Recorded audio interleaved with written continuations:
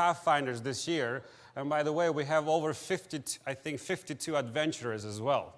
So our Crusaders Club is over 100 kids, amen?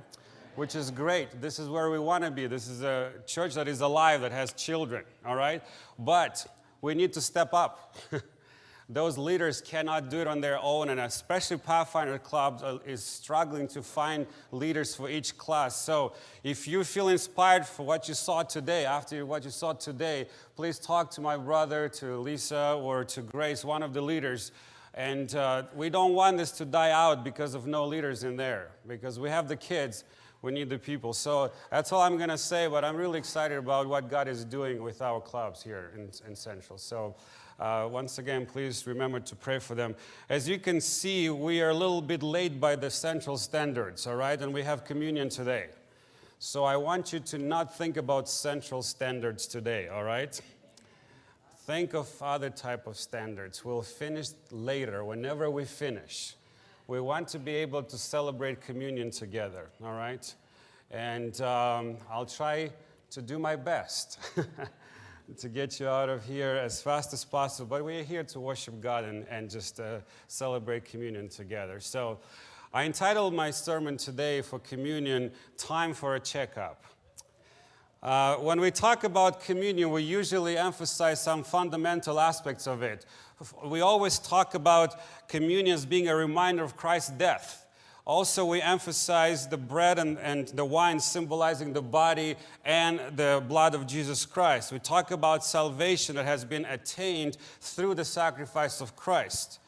But there is one aspect of communion that we learn from this, from when we celebrate communion, and it's very, very important as well, and that is the importance of self-examination, to examine ourselves during and before communion. You know, when my kids were younger, it's not like they're old now, but littler, they were watching a show, and some of you parents might know this one. It's a cartoon, Doc McStuffins. Doc McStuffins, anybody? Yeah, parents know that, right? It's a little girl that she is a doctor, and she fixes toys and stuffies, all right? And, you know, there is a problem with the toy, and they bring it to her. And the first thing, they start singing a song. And the song starts this way, time for a checkup. It's time for a checkup. And they repeat that thing over and over again. So, as Christians, for us, it's time for a checkup for us about our spiritual health and well-being when we come to communion. How are we doing in our relationship with Christ? And communion is a great time for us to think about those things, to meditate upon those things. So, are you ready to do a spiritual checkup today as we celebrate communion? Are you ready to do that? Now, checkups are not done only when you have a problem to the doctor, because they have to figure out what hurts. But there are some of those routine checkups that we do, right? Some of you know those.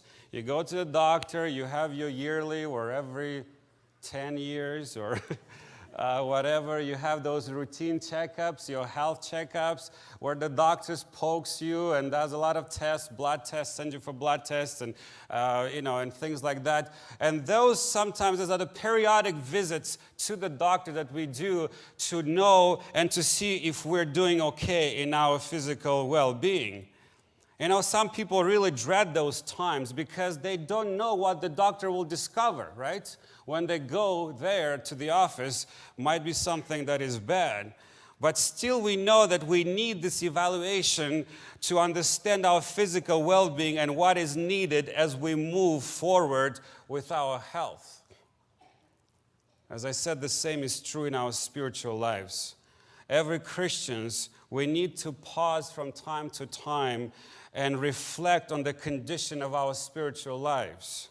We need our spiritual checkups, and it is the time when we evaluate our spiritual well-being and see what is needed for us to move forward.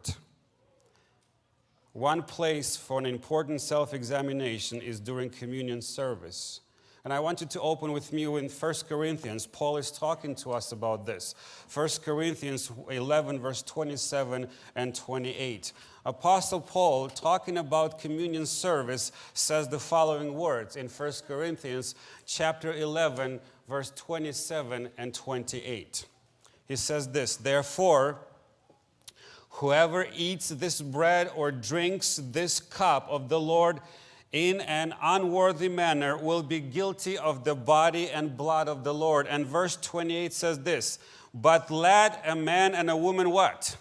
"Examine himself or herself, and so let him or her eat of the bread and drink of the cup." Self-examination is an integral part of the communion service. We must reflect upon our lives. We must do the spiritual checkup when we participate, when we drink from the cup and eat from the bread. I believe that as we celebrate communion and consider the price Jesus paid for us, it is the best time to examine the condition of our heart and our relationships. Then, with honest understanding of our spiritual well-being, we must ask Christ to help us in those areas where we struggle.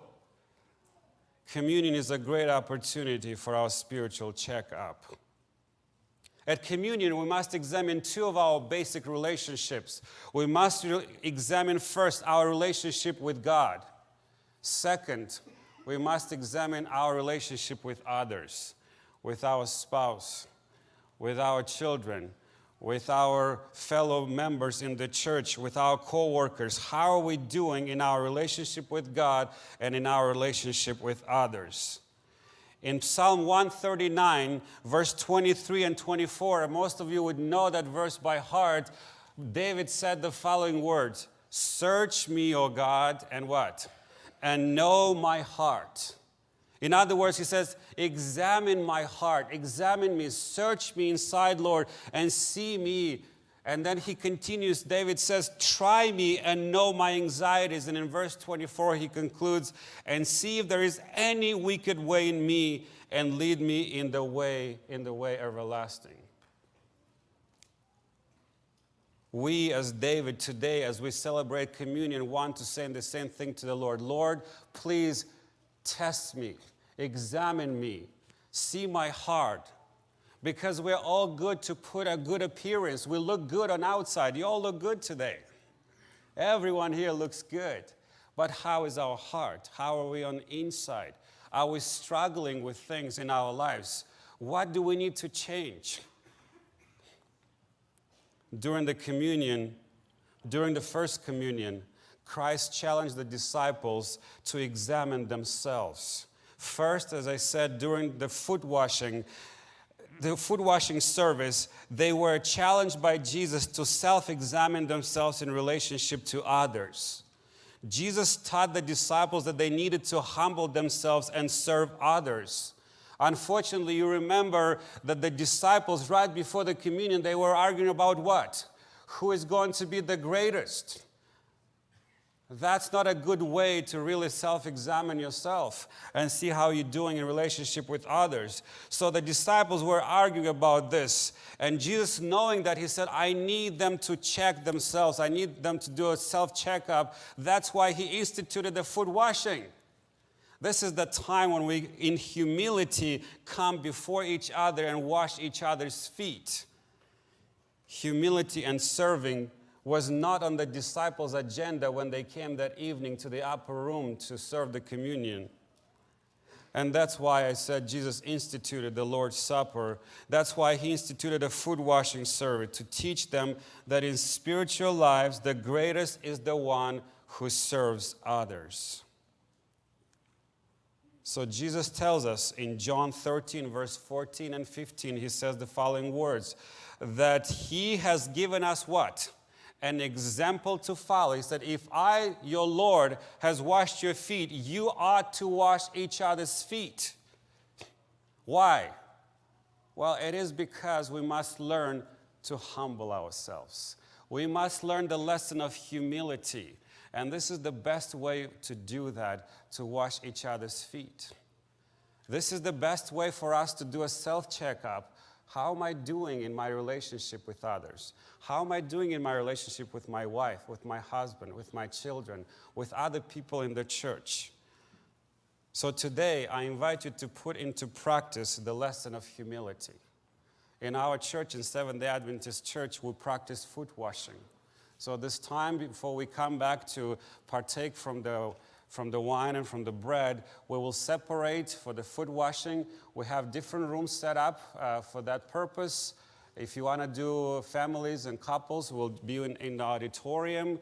Also, you can go downstairs and find a room. I think East 1, 2 were set up where you can find just men by themselves and ladies by themselves. So you can follow downstairs from each side or from the back.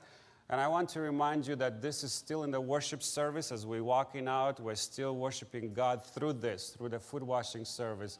So let's remember to be reverent as we walk out and come back to serve the bread and wine. May God bless you as we participate in the foot washing.